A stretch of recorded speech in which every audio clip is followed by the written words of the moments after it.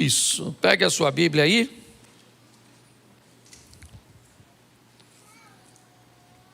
João capítulo 5, verso de número 17.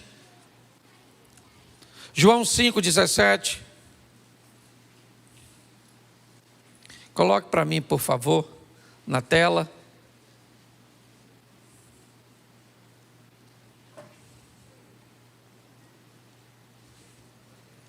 Diz assim a palavra do Senhor.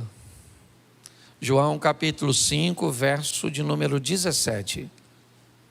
Isso. É João 5. Aí é João 1. Isso. Por isso que a Bíblia de papel é bom, tá vendo? Porque provavelmente você já achou. Amém?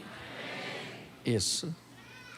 E Jesus lhes respondeu: meu Pai trabalha até agora e eu trabalho. Meu Pai trabalha até e eu trabalho. Meu Pai trabalha até e eu trabalho. E eu trabalho. E eu trabalho. Glória a Deus. Isso, o povo precisa trabalhar. Certo? Bom, inúmeras vezes quando você vai olhar Deus chamando pessoas, dificilmente você vai ver Deus chamando alguém que está à toa. Me parece que na ótica de Deus, quer que algo seja feito, peça a alguém que está ocupado. Porque se alguém está desocupado, alguma coisa tem. Ele pretende chamar Moisés para libertar o povo. E Moisés está trabalhando quando tem a visão da sarça. Ele pretende chamar Gideão, ou um libertador, para libertar o povo dos midianitas. E ele pega um cara que está malhando o trigo no lagar. Ele quer um rei para Israel.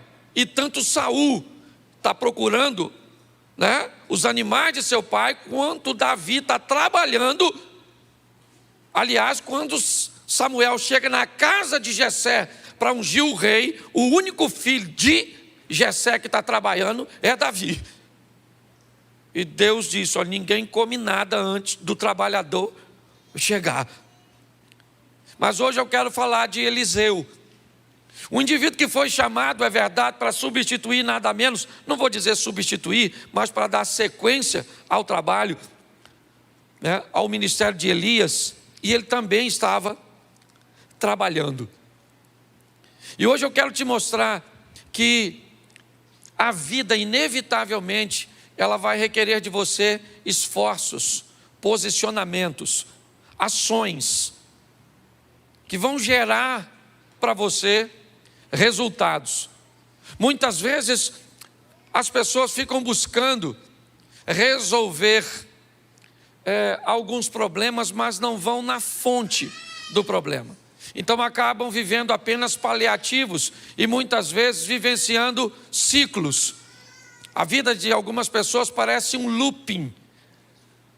Ou seja, hoje ela está bem e ela vai indo bem, mas de repente ela volta novamente numa crise, num afastamento, ela volta num problema. São casamentos vivendo isso o tempo inteiro, nunca conseguem uma constância. E eu quero mostrar hoje, na trajetória do profeta Eliseu, como as coisas aconteceram e pegar alguns exemplos para aplicarmos no nosso cotidiano. Deixa eu te explicar. Quando nós queremos que alguns princípios bíblicos eles se cumpram na nossa vida, o mundo espiritual, apesar da palavra ser poderosa, e nós aprendemos isso e muito, que há poder na nossa palavra, o mundo espiritual, ele não respeita simplesmente o que nós falamos. O mundo espiritual respeita o que nós fazemos. Eu não sei se você lembra, quando alguns tentam expulsar um demônio utilizando a metodologia do apóstolo Paulo, eles ficaram olhando como Paulo expulsava um demônio, e quando um demônio apareceu, eles usaram o mesmo método de Paulo. E o demônio disse para eles: Paulo, eu sei quem é. Aquele que Paulo diz, eu também sei. Mas e vocês? Quem vocês são?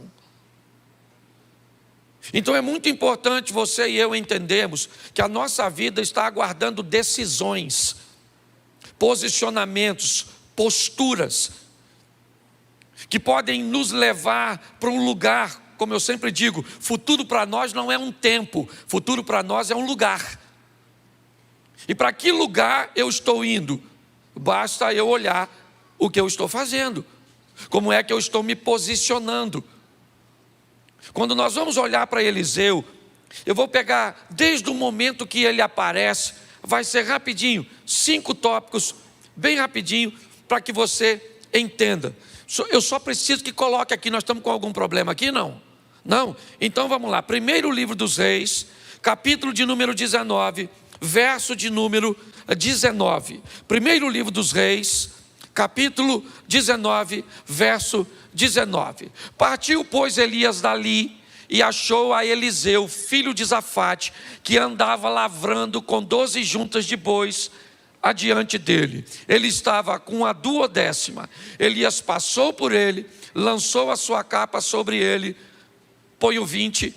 Então deixou ele os bois, correu após Elias e disse: deixa-me beijar meu pai e a minha mãe, então eu te seguirei. E ele disse: vai e volta, porque te tenho eu feito. Por que te tenho eu feito? Vamos lá. Deixou esse os bois. Isso aí. Voltou, pois, atrás dele, tomou as juntas de bois, os matou e com os aparelhos dos bois cozeu as carnes, deu ao povo, comeram, então se levantou, seguiu Elias e o servia. Preste atenção. Esse é o momento que o nome de Eliseu aparece na Bíblia pela primeira vez. O momento em que Elias entra no campo que Eliseu está trabalhando e Eliseu vai receber, o chamado ministerial. Mas preste atenção, quando ele recebe o chamado, ele tem o que Deus deu para todo mundo: livre-arbítrio. É importante nós entendermos isso. Eu expliquei isso num videozinho meu do Instagram, deixa eu só pincelar um pouquinho nisso. Cuidado para não, na hora do evangelismo ou na hora do confronto, não ensinar pessoas de forma errada. Todas as vezes que você disser que Deus proibiu alguma coisa de ser feita, entenda: se Deus proibiu, Ele é o soberano. Se Deus diz que o homem não pode fazer, o homem não faz, mesmo que tente, porque Deus é soberano. Uma coisa é o que Deus diz que não pode, outra coisa é o que Deus diz que não deve ser feito. Cuidado para não misturar isso. Deus diz: o homem não vive para sempre. Tenta.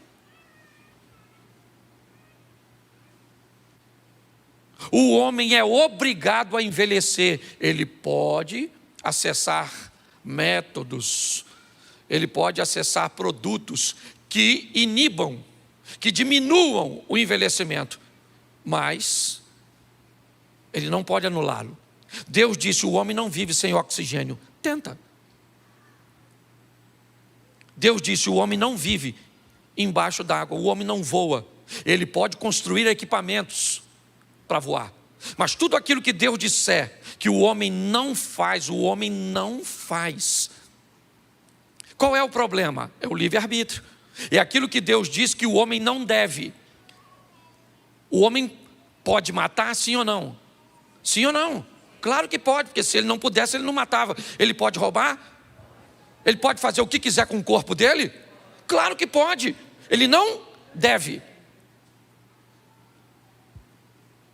Esse é o grande problema. Nós precisamos entender que o que Eliseu vai receber no campo que ele trabalha é o que eu recebi um dia.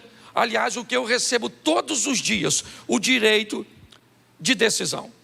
Elias passa no campo onde Eliseu está trabalhando e convida Eliseu a deixar tudo aquilo e seguir-te.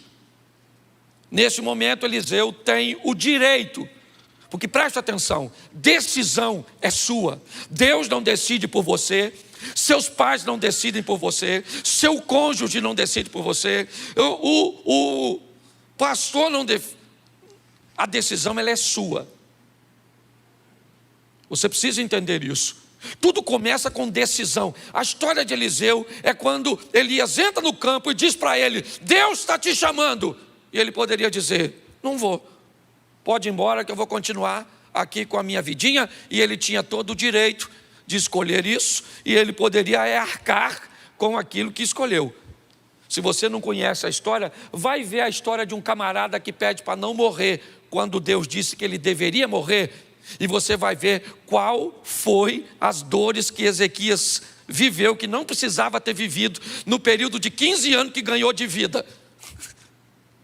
Talvez quando você lê isso, você vai falar assim: caramba, esses 15 anos de Ezequias foi para ele uma maldição, ao invés de uma bênção.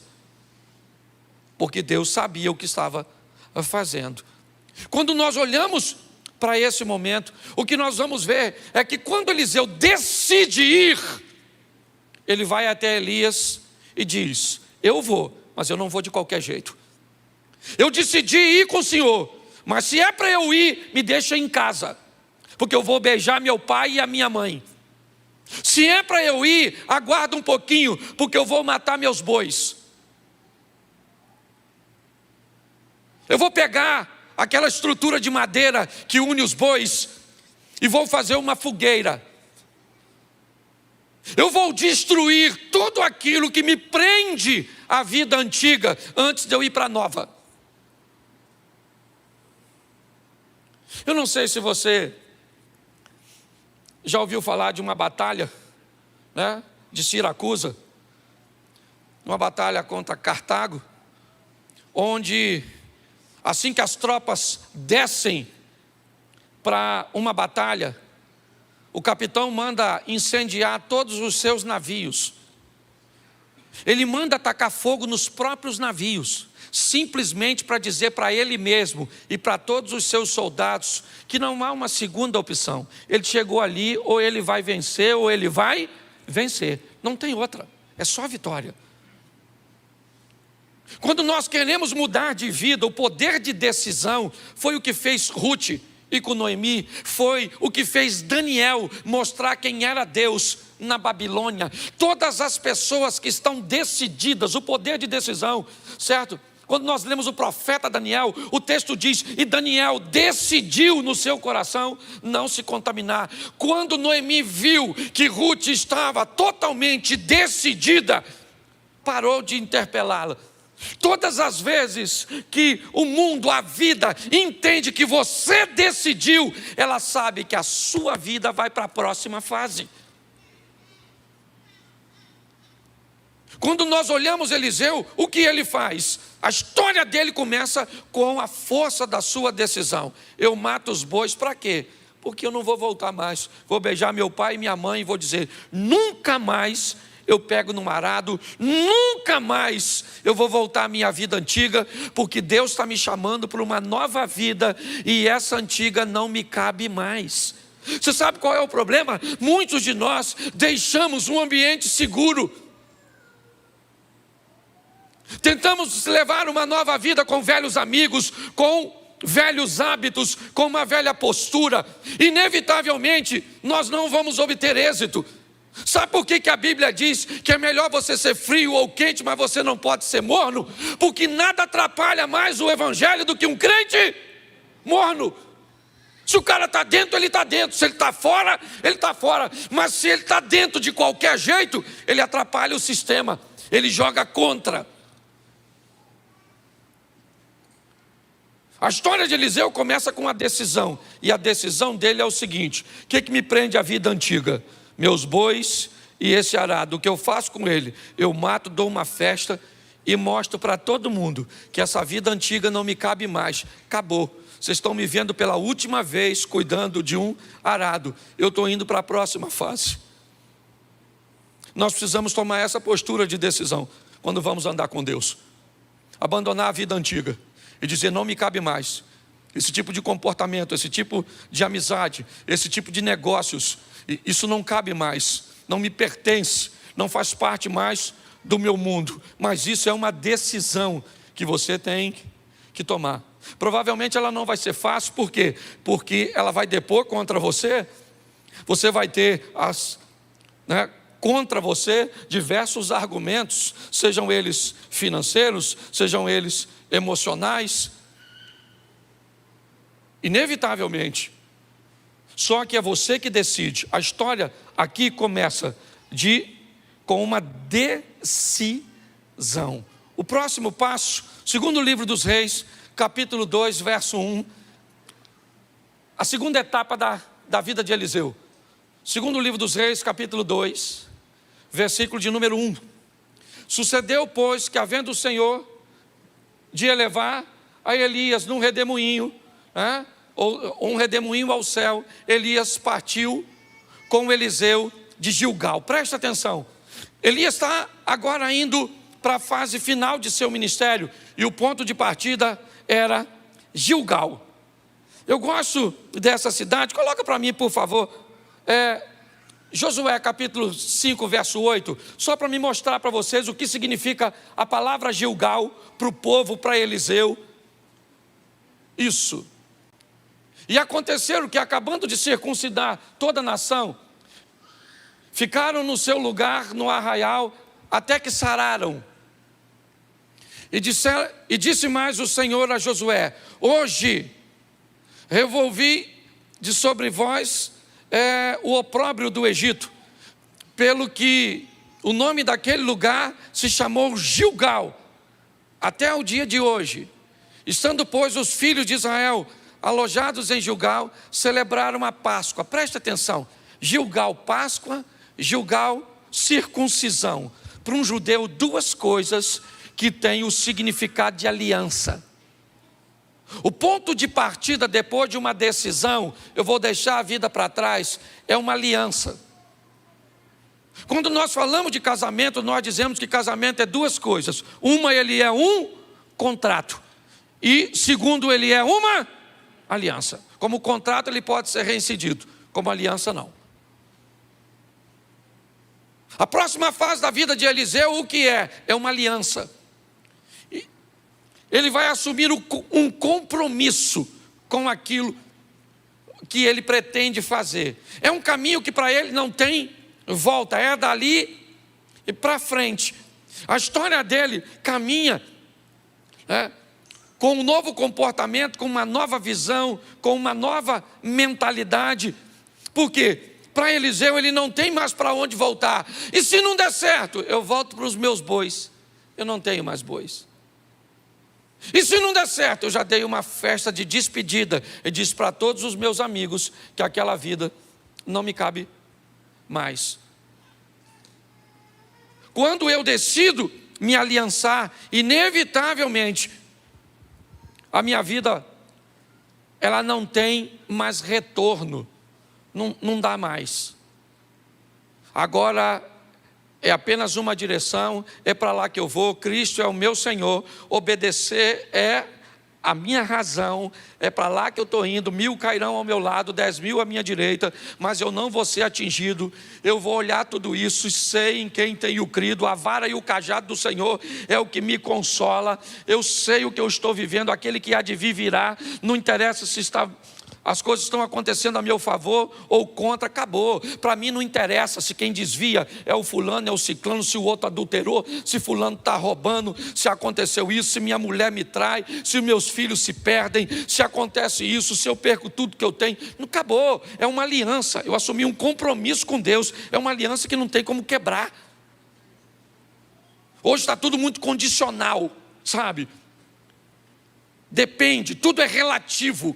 Depende muito, sabe? Quais são as variáveis? Não, querido.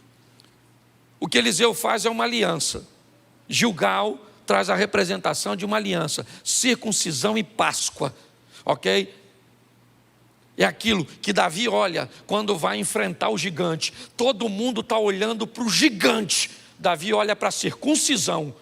Todo mundo tem medo do gigante. Ele é grande, ele está bem armado, ele é poderoso. Nossa, ele é um perigo. Davi diz: quem é este incircunciso para desafiar o exército do Deus vivo? Eu vou matar ele. Por quê? Porque ele é forte, grande, mas eu tenho aliança com o Todo-Poderoso. Pessoas que têm alianças, elas vivem de forma diferente. Seu ambiente de fé é mais seguro. São pessoas que sofrem, é verdade.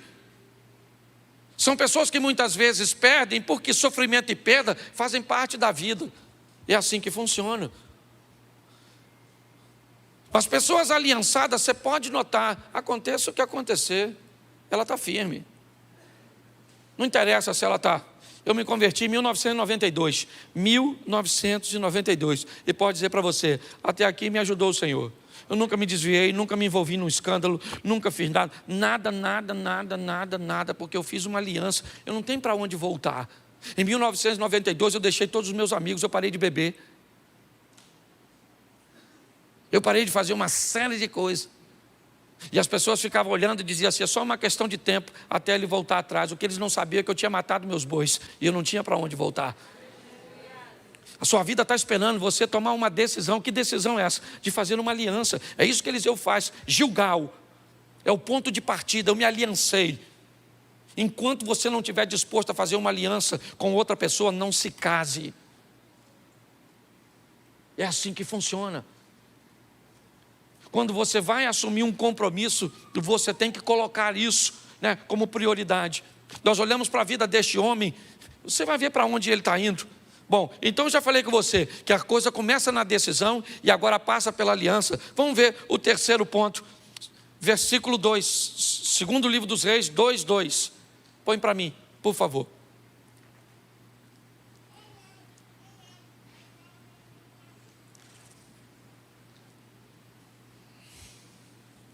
Nos diz assim: e disse Elias a Eliseu: fica aqui.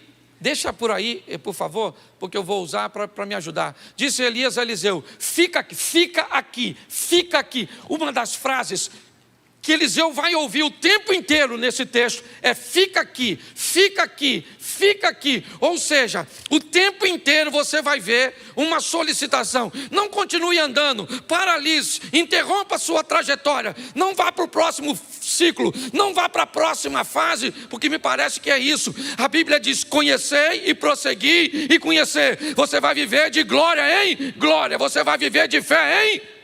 O que é isso? Isso são mudanças de ciclos. E o tempo inteiro a vida vai querer te paralisar, amigos vão querer te paralisar, sentimentos vão querer te paralisar.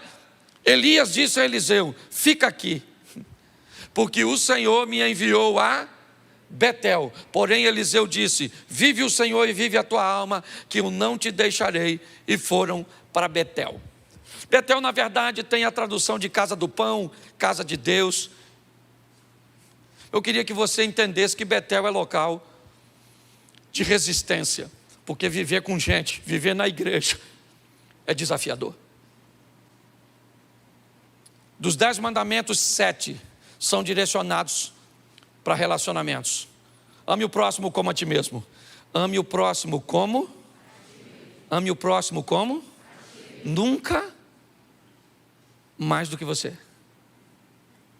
Me parece que é meio que ame o próximo e ame você.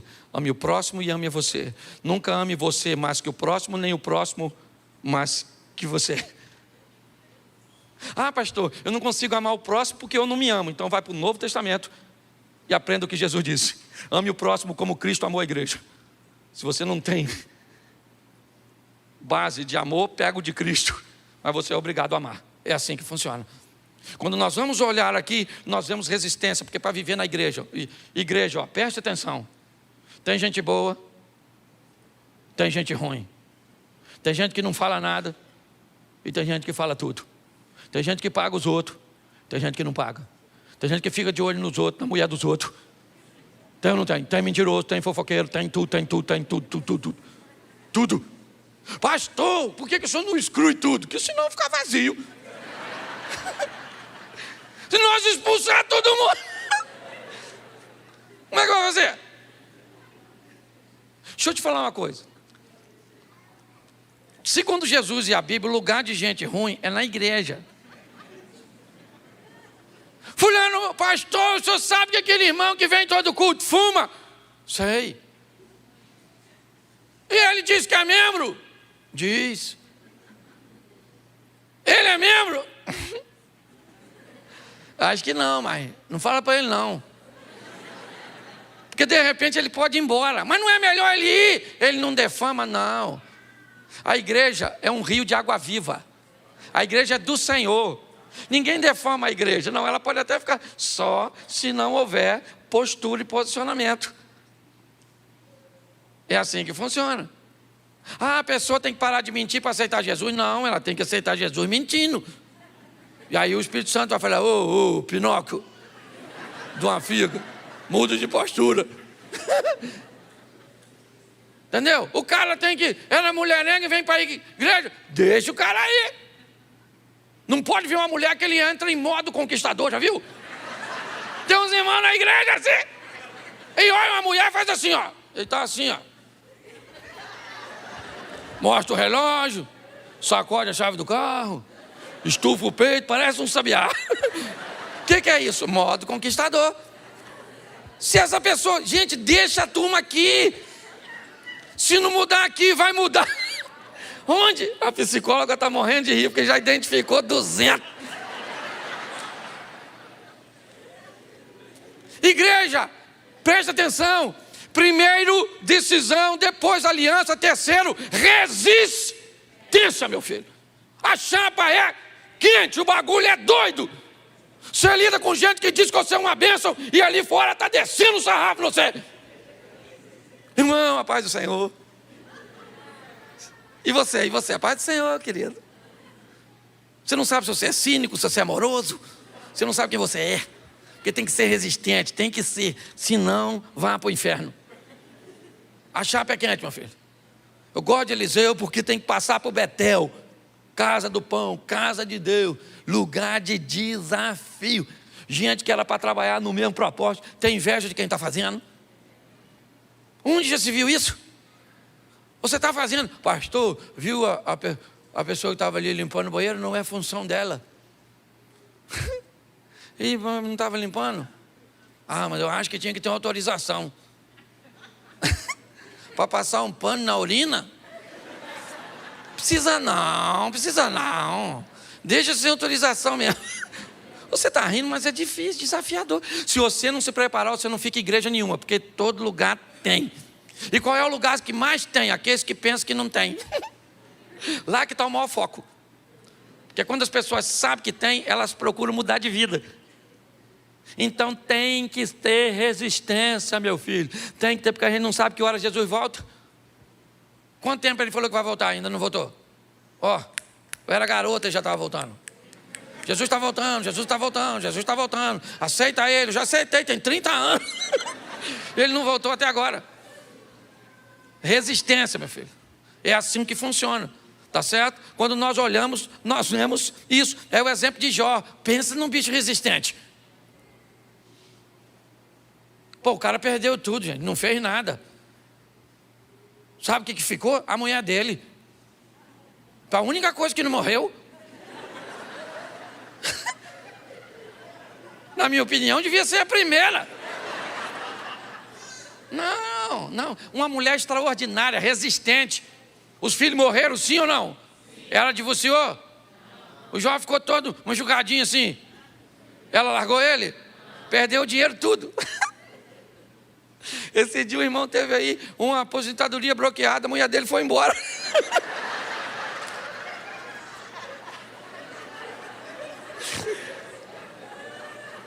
Oh, meu Deus, me dá sabedoria para ser pastor. Eu vejo cada coisa que até Deus duvida. Estou falando sério, resistente, certo? Jó perdeu tudo, estava lá, não pecou, porque tem que ter resistência, meu filho. Vai andar com Deus, o negócio é desafiador.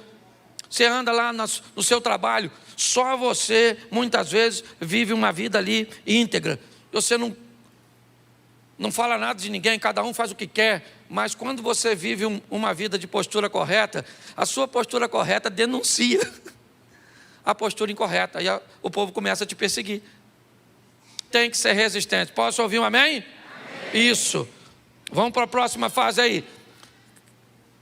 Capítulo 2, ainda no verso 4 agora. Verso 4. Disse Elias: fica aqui. Aqui onde? Em Betel. Fica aqui em Gilgal, fica aqui em Betel, ok? Fica aqui porque o Senhor me enviou a Jericó. Porém ele disse: tão certo como vive o Senhor e vive a tua alma, que eu não te deixarei. Note que novamente uma força está sendo empregada para paralisar Eliseu. Ele diz: eu não vou parar, tão certo como vive o Senhor e vive a tua alma, que eu vou com você. Eu não vou ficar em Betel, porque Betel não me para. Relacionamentos interpessoais não me param. Eu sou resistente para sobreviver a eles. Mas agora vamos para onde? Jericó. Tradução: em alguns lugares, cidade das palmeiras. Em outros lugares, cidade do mau cheiro. Comércio de rua, muros altos, pouca circulação. Provavelmente o cheiro não era dos mais agradáveis naquele ambiente. Basta você passar perto de uma barraca de peixe, muitas vezes, né? No final do dia, depois de uma feira. É só para você ter mais ou menos o entendimento. Mas se Jericó era conhecida como cidade das palmeiras porque tinha por fora, ela é conhecida por cidade mal cheirosa pelo que tinha por dentro. Me parece que agora, depois da resistência, eu vou ter que sobreviver à hipocrisia, ao comportamento de não querer vender uma aparência para os outros que não reflete uma realidade do que eu vivo. Esse é o grande problema. Muitas pessoas muitas vezes não mudam porque não pode tratar o mau comportamento, porque as pessoas não podem saber que ela tem aquele comportamento incorreto. Então ela não pode tratar, porque às vezes tem um cargo na igreja, e se alguém souber que ela tem aquele comportamento incorreto, ela pode perder o cargo. Então para ela o cargo é mais importante que a salvação. Ela então acaba vivendo uma vida de hipocrisia. O hipócrita, normalmente ele tem uma questão muito peculiar. Ele precisa acusar os outros, porque todas as vezes que ele acusa os outros, inevitavelmente ele está defendendo, né, uma imagem de que ele cumpre aquilo que ele acusa. Certo? Ele tem que chamar atenção para um outro lugar que não seja a vida dele. Então ele olha para alguém que usa uma roupa indevida, para alguém que posta alguma coisa na internet indevida, para alguém que faz um comportamento indevido. Por quê? Porque chamando atenção para os outros, ele consegue guardar a aparência dele. Muitas vezes há uma promiscuidade por detrás de um puritanismo. Porque eu defendo o puritanismo, mas na verdade eu estou envolvido numa pornografia.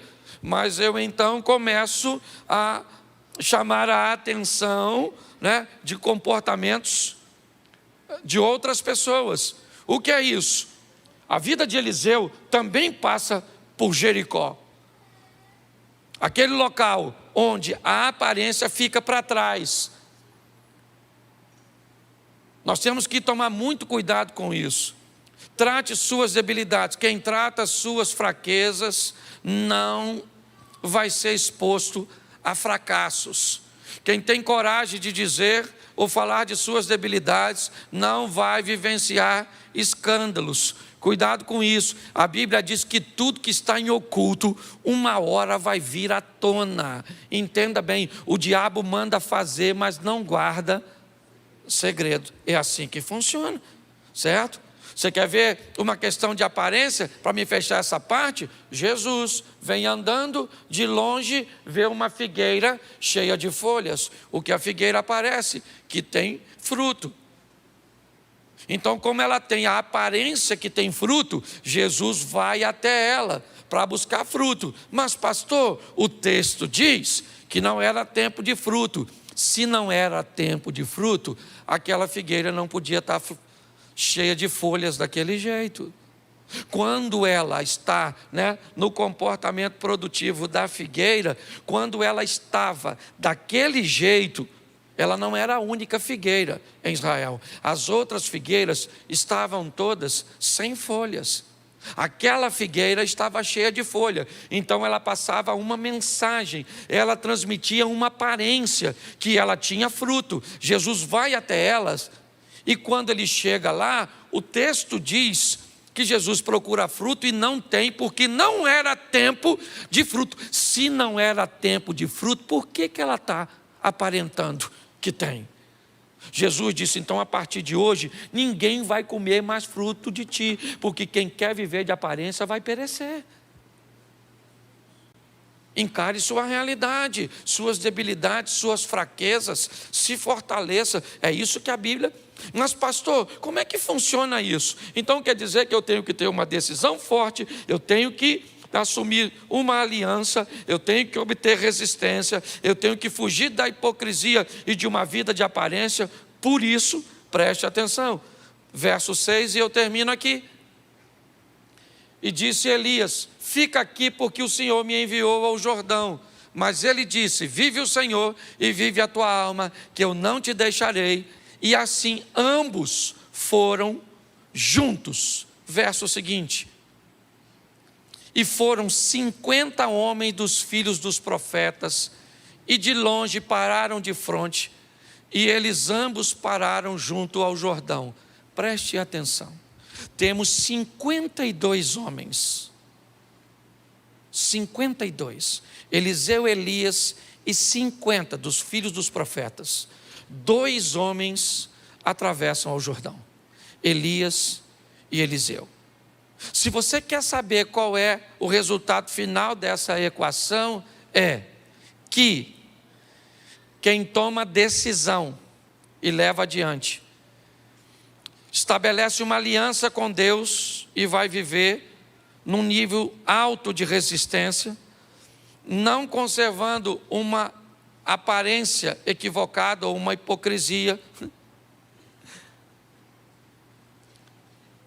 52, 2 atravessam, e um dos que atravessam sobe para encontrar com Deus, e o outro volta sozinho. Repita comigo, sozinho. Entenda uma coisa, a caminhada com Deus, de quem decide, faz aliança, tem resistência, certo? De quem foge da aparência, é uma vida solitária. Se nós tivéssemos mais pessoas, talvez fosse mais fácil, mas não temos. É bem solitário. Você vai para lá para onde você trabalha, quantas pessoas querendo o que você quer tem lá? Pouquíssimas. Você vai para onde? Para a sua faculdade, para a sua universidade, para a sua pós-graduação, quantas pessoas tem lá? Preste atenção que é uma vida muito solitária. 52, 50 ficam e 2 passam. Eliseu vai para o outro lado, mas do outro lado, e aí que é legal, ele recebe coisas, vê coisas, vive coisas que a turma do lado de cá não vive. Eliseu vai lá rapidinho, Elias é levado ao céu, joga a capa, Eliseu rasga a sua capa, joga fora, pega a capa de Elias, volta, pega, toca o Jordão, atravessa, os 50 caras estão do lado de lá. Ele foi sozinho, é verdade. Porque quem resolve viver esse estilo de vida, não tem muitos companheiros. Mas, meu irmão, deixa eu falar uma coisa para você, minha irmã. O que você vai viver e o que os outros vão ver que Deus vai fazer na sua vida através de você, é algo extraordinário. Sua vida está esperando você decidir, se aliançar, se fortalecer, fugir da aparência e entender que não dá para ter muita gente. Eu falei aqui e encerro. Eu, dia 7 de setembro, comprei uma passagem, peguei uma bandeira daquela que a gente coloca aqui, comprei uma camisa do Brasil, fui até a Avenida Paulista, abri e tirei uma foto. Marcelo estava comigo E o William também. Eu não tirei foto com ninguém, não subi em carro, não fiz nada. No dia 8, 63 mil pessoas deixaram de me seguir na rede social. Mas preste atenção. Eu vivo para quê? Qual é o meu propósito? Eu entendo que há solidão nesse estilo de vida. Não tem muita gente. Mas deixa eu falar com você. Se Deus for com você, as pessoas vão ter que ver. Porque quando Eliseu volta, ele volta com Deus. E todo mundo, Eliseu mandou um recado para o Naamã. Manda esse cara vir na minha casa, porque todo Israel vai saber que aqui ainda tem Deus, porque eu sou profeta. Eu ando sozinho, mas não vivo de aparência. Sou resistente, é assim que funciona. Tenho aliança e decidi viver com Deus.